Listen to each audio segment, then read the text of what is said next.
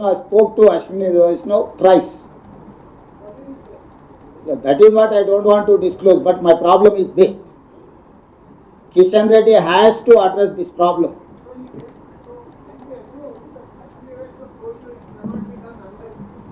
That is up to you. I cannot restrict, I cannot impose any conditions on my journalist.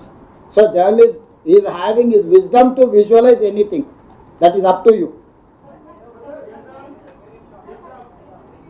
నేను అదే చెప్తున్నా, ఈరోజు మెట్రోకు పరిమితమై మాట్లాడండి. మీకు ఏమేమి ఉన్నావో ఎజెండా ఇస్తే రేపో ఎల్లుండో మళ్ళీ ప్రెస్ కూర్చుంటే మొత్తం మీకు అన్ని సమాధానం. ఈరోజు దీన్ని డైల్యూట్ చేయకండి. ఇది చాలా అత్యంత కీలకమైన విషయం.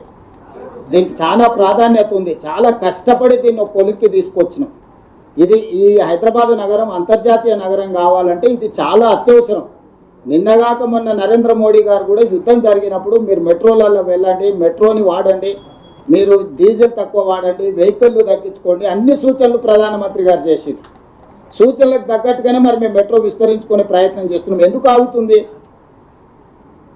కొన్ని టోటల్ డీటెయిల్స్ కిషన్ రెడ్డి గారు ఒప్పుకుంటే కిషన్ రెడ్డి గారు బండి సంజయ్ గారిని తెలంగాణలో ఉండే లోక్సభ అండ్ రాజ్యసభ ఎంపీలందరికీ సెక్రటేరియట్లోనే పవర్ పాయింట్ ప్రజెంటేషన్ పెట్టి ఇస్తా. మొత్తం అగ్రిమెంట్ కాపీలన్నీ కిషన్ రెడ్డి గారికి ఇస్తా. ఇవి కాన్ఫిడెన్షియల్ అగ్రిమెంట్ కాపీలు కాబట్టి నేను మీ అందరికీ ఇవ్వడానికి కొంచెం వెనుక ముందు ఆలోచన చేస్తున్నా. సో అన్నీ కిషన్ రెడ్డి గారి ముందర పెడతా. కిషన్ రెడ్డి గారిని, బండి సంజయ్ గారిని మన దగ్గర రాష్ట్రంలో ఉన్న లోక్సభ అండ్ రాజ్యసభ ఎంపీలకు రాష్ట్ర ప్రభుత్వం తరఫున సెక్రటేరియట్లోనే పవర్ పాయింట్ ప్రజెంటేషన్ పెడితే one of the important journalist also కూడా ఇన్వాల్వ్ చేస్తారు. మీరు అందరు విని చూడండి. ఇక్కడ రాజకీయం నేను మాట్లాడడం లేదు. నా పాయింట్ రాజకీయం కాదు. ఫేజ్ 1 మెట్రోని మనము స్వాధీనం చేసుకోవాలా, కొనుగోలు చేయాలా. ఫేజ్ 2 విస్తరణకు మనము అనుమతులు తెచ్చుకొని నిర్మించుకోవాలి. ఇదే నా లక్ష్యం.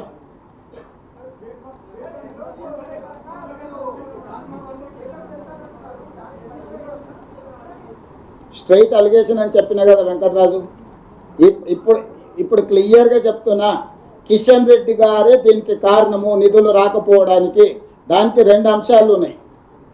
నా ప్రైవేట్ డిస్కషన్ అనే థర్డ్ ఇష్యూ. యూనియన్ క్యాబినెట్లో ఉన్న ఏకైక కేంద్ర మంత్రి కిషన్ రెడ్డి ఫ్రమ్ తెలంగాణ. ఇది కేంద్ర ప్రభుత్వం దగ్గరనే ఆగి ఉన్నది. ఇది ఆయన ప్రాతినిధ్యం వహిస్తున్న పార్లమెంట్ నియోజకవర్గం, ఆయన రిప్రజెంట్ చేస్తున్న స్టేట్. ఆయన తెలంగాణ కోటాల మంత్రి ఇచ్చిండు, గుజరాత్ కోటాలు ఇవ్వలే. వీళ్ళు గుజరాత్ కోటాలు ఇస్తే గుజరాత్కు మొన్ననే అహ్మదాబాద్ మెట్రో ఫేజ్ 2కి నిధులు ఇచ్చి చూసిన కదా మన క్యాబినెట్లో. అహ్మదాబాద్ మెట్రో రాగలుగుతుంది, హైదరాబాద్ మెట్రో మాత్రం ఆగిపోతుంది. ఏం చెప్తారు? ఉత్తరప్రదేశ్కి ఇచ్చిండ్రు, అహ్మదాబాద్కి ఇచ్చుకున్నారు, వాళ్ళకి కావాల్సిన దగ్గర వాళ్ళు ఇచ్చుకో. చివరికి ఆంధ్రప్రదేశ్లో వైజాగ్ కూడా ఇచ్చిరా. ఎంత ఉంటుంది తత్తు ఉంటుంది, మన జూబ్లీస్ ఆ పక్కన మాదాపూర్ గత్తు ఎంత ఉంటుంది గత్తు ఉంటుంది. ఆ వైజాగ్ కూడా ఇచ్చేసారు. ఇంత పెద్ద విశ్వనగరం హైదరాబాద్కి ఇవ్వట్లేదంటే వివక్ష ఏ స్థాయిలో కొనసాగుతుంది అనుకోవాలి.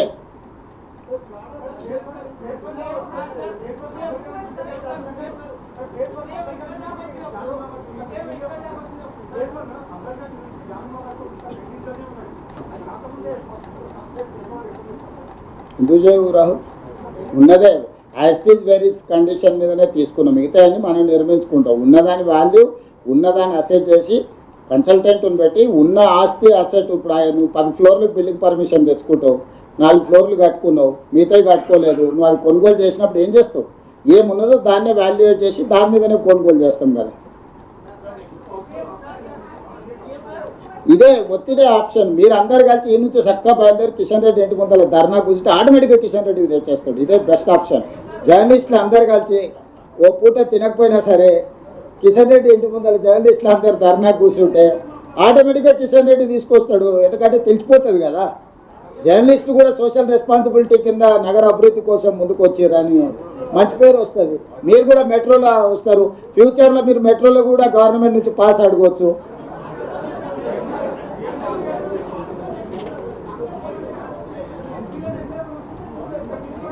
చేస్తాం సార్. ఇప్పుడు మన సామభేద దాన దండోపాయాలని యుద్ధతంత్రం చెప్పారు కదా వెంకట్కే.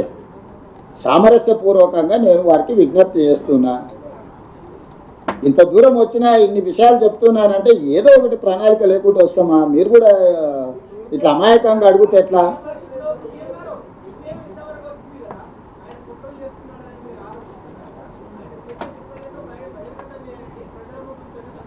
ఇదేంటి మరి ఇప్పుడు చేసింది అంతేంది, ఇప్పుడు చేసింది ఏంది, ఇప్పుడు చెప్పింది అదే కదా, ఇదే కదా. అడ్డుకోవడమే కుట్ర. ఏ కుట్ర అంటే ఏం చెప్తాము.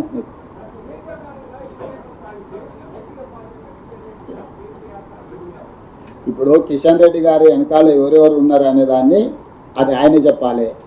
డైరెక్ట్గా మనం అక్యూజ్ చేస్తున్నది కిషన్ రెడ్డి గారిని.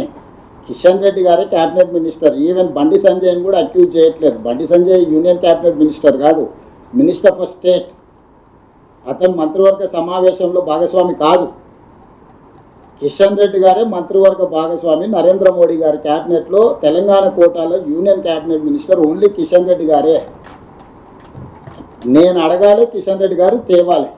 ఇది రాష్ట్రానికి మేలు ప్రయోజనం. అందుకే నేను అడుగుతున్నా కిషన్ రెడ్డి గారిని తెమ్మని.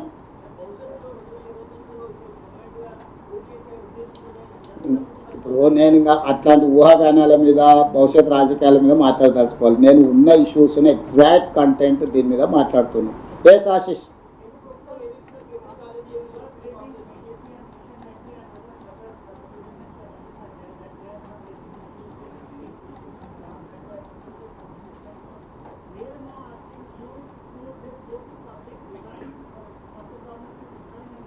Definitely ask Narendra Modi. Myself and Narendra Modi will resign and will ask public mandate.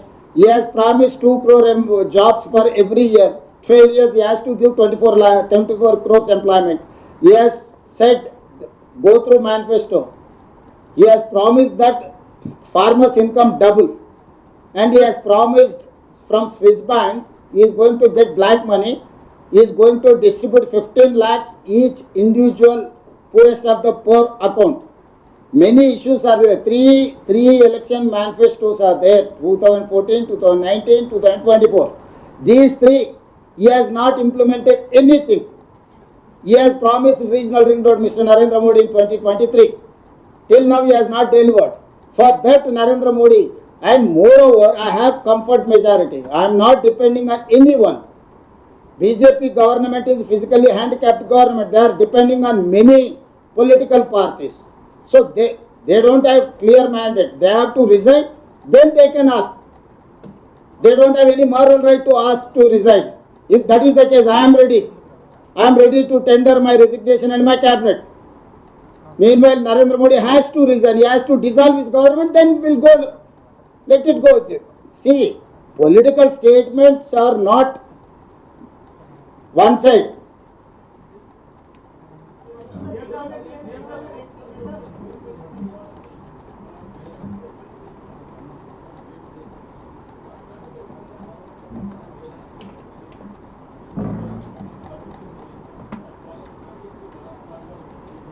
అన్ని కాగితాలు ఉన్నాయి. అన్ని నేను ఏం చెప్పినో 100% బ్లాక్ అండ్ వైట్లో అగ్రిమెంట్స్ ఉన్నాయి, కరస్పాండెన్స్ ఉంది, టోటల్గా ఉంది. ఈ డాక్యుమెంట్స్ అన్నీ కూడా కిషన్ రెడ్డి గారికి ఇస్తాను. నేను పబ్లిక్ డొమైన్లో పెడితే ఏంటంటే టూ కంపెనీస్ మధ్యలో జరిగే కరస్పాండెన్స్ మొత్తం ఇప్పుడే ఎందుకు నేను పబ్లిక్లో పెట్టాలని ఆలోచన చేస్తున్నాను. ఎందుకంటే ఇది అనెథికల్గా మేము ఇచ్చి ఉండే వాళ్ళము, లేకపోతే 2 రోజులు లేట్ అయింది, లేకపోతే పబ్లిక్ డొమైన్లో ఈ బిజినెస్ డాక్యుమెంట్స్ అని ఎందుకు పెట్టిరని చర్చ రావచ్చు కాబట్టి పెట్టడం లేదు. Every document is there. అందుకే నేను చెప్పిన కిషన్ రెడ్డి గారికి అనుమానం ఉంటే మొత్తం తెలంగాణలో ఉండే లోక్సభ రాజ్యసభ ఎంపీలను పిలిచి పవర్ పాయింట్ ప్రజెంటేషన్ సెక్రటేరియట్లోనే ఇస్తా. ఇది ప్రజల సమస్య, ప్రజల కోసం చేస్తున్న పని. నేనైనా కిషన్ రెడ్డి గారైనా ఎవరమైనా ప్రజల మంచి కోసం చేయాలి. కాబట్టి కలిస్తే ఎందుకల్లా అపాయింట్మెంట్ ఇప్పి నువ్వే ఫిక్స్ చేసుకోరా, ఎప్పుడో టైం చెప్పు. నేనే కాదు, మా మంత్రులను కూడా తీసుకొని వస్తాం. మా హైదరాబాద్ రంగారెడ్డి జిల్లా ఇన్ఛార్జ్ మంత్రులు, నేను, మా ఎమ్మెల్యేలు అందరం కలిసి వస్తాం. కిషన్ రెడ్డి గారు ఎప్పుడు చెప్తే అప్పుడు వస్తాం. నాకేం పోయినా కదా, ఆయన ఇంటికి కూడా పోయి కలిసి వచ్చిన 2 సార్లు ఢిల్లీలో, తెలుసు కదా. నేను ప్రజల పని మీద ఎవరి దగ్గరికైనా వెళ్తాను. నాకు అట్లాంటి భేషజాలు లేవు.